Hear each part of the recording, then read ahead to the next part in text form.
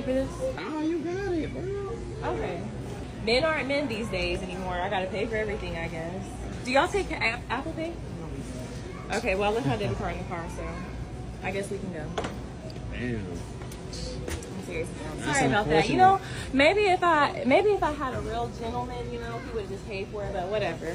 Thank you. Bro, so You just embarrassing.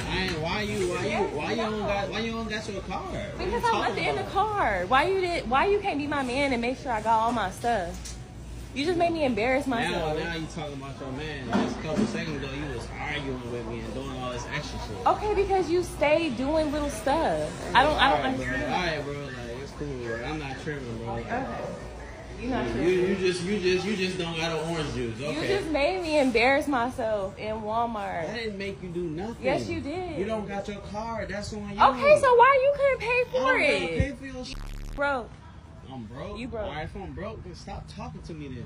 Stop talking. Yeah. So you want to be with somebody else? I didn't say that, but I'm saying you calling me broke, so why you? Why am I? Yeah, exactly. Everything is just mid. Okay. Everything mid. Yeah. Charlie, stop playing with me. You mid.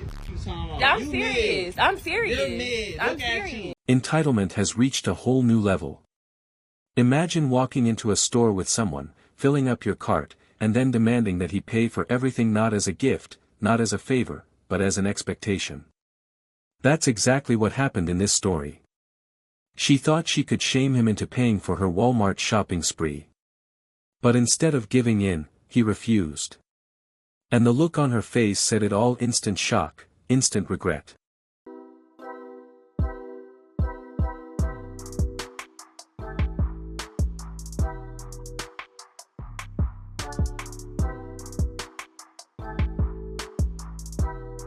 How did that even happen? Ladies, I think it's time some of you stuck to the passenger seat. Oh, these po always got they motherfucking hand that. Somebody what a nigga do for them. Every motherfucking thing you can't do for your motherfucking self. That's why you got your motherfucking hand that. Talking about goddamn what a nigga do. Struggling old po. He po struggling. That's why they always talking about what a nigga can do for them. Cause need some help. Can do it on their own. Po struggling. And now this ain't got nothing to do with me. I'm just tired of seeing it. Okay, so went out, got these light bulbs. It's too long. I've got to go back. All right, update, because I know everyone is just dying to hear. Apparently I'm just stupid, and it's the packaging that made those light bulbs look longer, not the light bulbs being longer.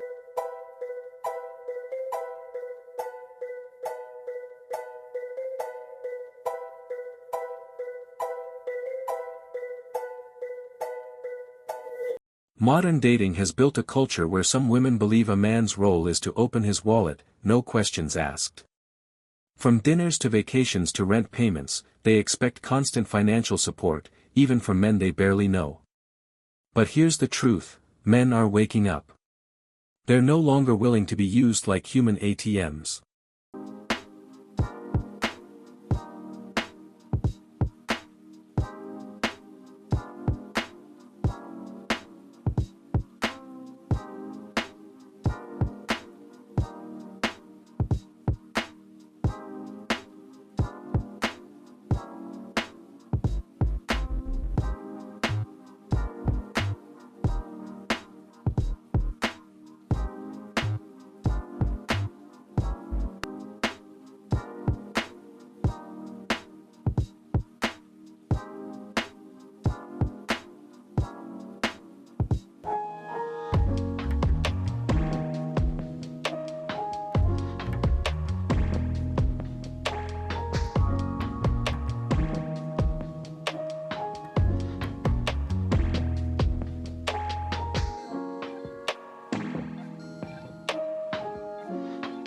She saw him as her ticket to free groceries.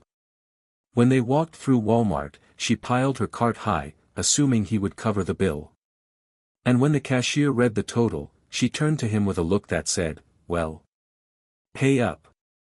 But instead of reaching for his wallet, he stood his ground. Calm, confident, and firm, he told her, "That's your bill, not mine." Please, Chivalry is absolutely dead.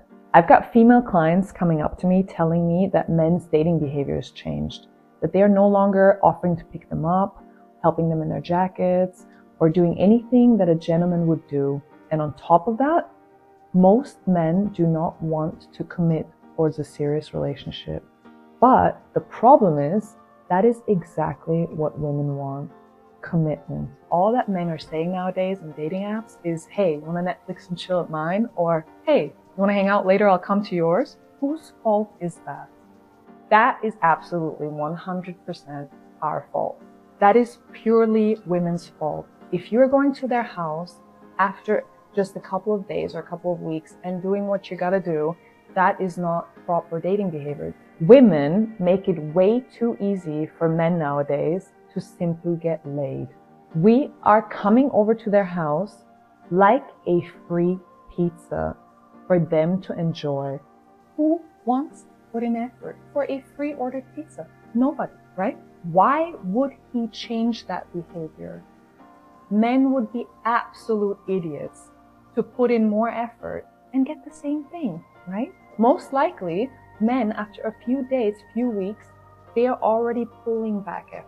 No more text messages, no more good mornings, no more good nights.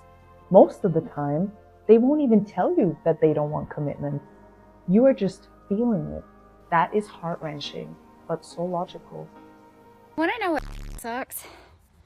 I'll tell you what sucks. Shoveling a ton of gravel. That sucks.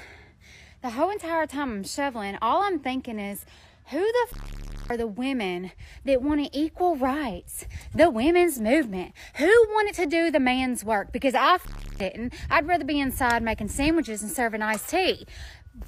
This bull. I don't want to be equal. I don't want any part of being equal. I will make sandwiches. I will cook dinner. I will wear an apron. I will clean house. I'll vacuum. I'll do whatever I got to do to keep from shoveling rock. And the difference between TikTok and Facebook is after I get this done, I'm going to get on Facebook and brag about everything I accomplished and how happy I am. But just know the truth. I'm not happy. It doesn't make me feel good. No part of it. Don't want to do it. Her face dropped. The embarrassment hit instantly. The entitled smirk turned into anger, then shame. She tried to guilt-trip him, claiming a real man would pay. But he didn't budge. He let her face the consequences of her own choices. In that moment, she realized that not every man will tolerate disrespect and manipulation. So this is one thing that we need to stop doing in the black community. So I noticed that they taking away Section 8 and they trying to take away food stamps and they trying to take away a lot of government programs, and a lot of women feeling some type of way. And it's like, now y'all gonna see how hard it is to really make it out here with nobody. A lot of y'all be teaching y'all kids, oh, you get it out the mud. Oh, you don't need nobody. Oh, you don't need no man. Oh, you don't need no help. But a lot of y'all always had help from the government. And I don't really think it's right how y'all be having these kids and living off the government for years. And then y'all want to kick y'all kids out at 18 and tell them to find a way when you ain't never found a way. Like, y'all gonna really see with these programs being taken away, like how hard it is. Like, now you see what really be going on. Like, this stuff is crazy. Like, these chicks be living off of government assistance, trying to teach their kids that you don't need nobody, you don't need no man, you don't need no help, but they got all the help in the world. Like, this sound crazy. Like, we really about to see how this blow out. Like, this is crazy.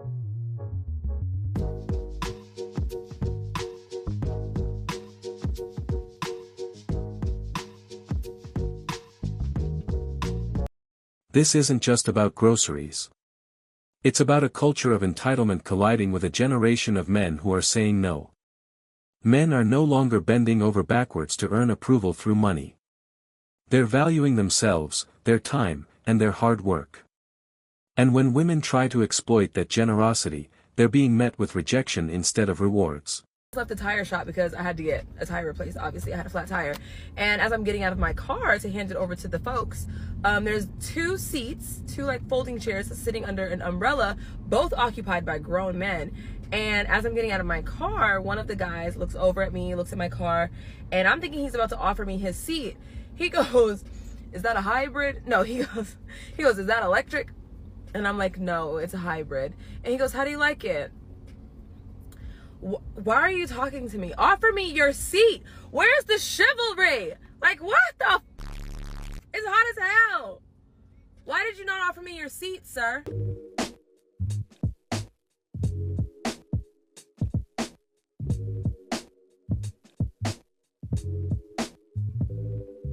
Don't need men to protect me. I'm sorry. Actually, you do need men to protect you. Really? From who? Other men? So How many times I've protected myself? You need them to protect you. I don't need you guys to protect me. Can you stop interrupting? Talk. I'm done. So, two things. First, you absolutely do need men to protect you. This may be by proxy, either through the military or through law enforcement officers. I'm assuming if somebody you know were to be... You would not just protect yourself. You would not investigate it yourself. You would appeal to who? Primarily men. I would appeal to law enforcement as a whole, not to specifically men in law enforcement. And to be quite honest with you, if I need protection, if I own a gun, I don't need your muscles. I'm actually, I can handle it. Here's the thing. I need tools. I don't need men. I need tools, and men hoard all the tools and resources, so I have to ask you guys for those tools. The lesson is clear. A man's worth isn't defined by how much he spends on someone else, but by how much he respects himself. And the moment men refuse to be used, entitlement loses its power. This has been the Sigma Chronicles, where truth cuts deeper than comfort. Stay sharp. Stay Sigma.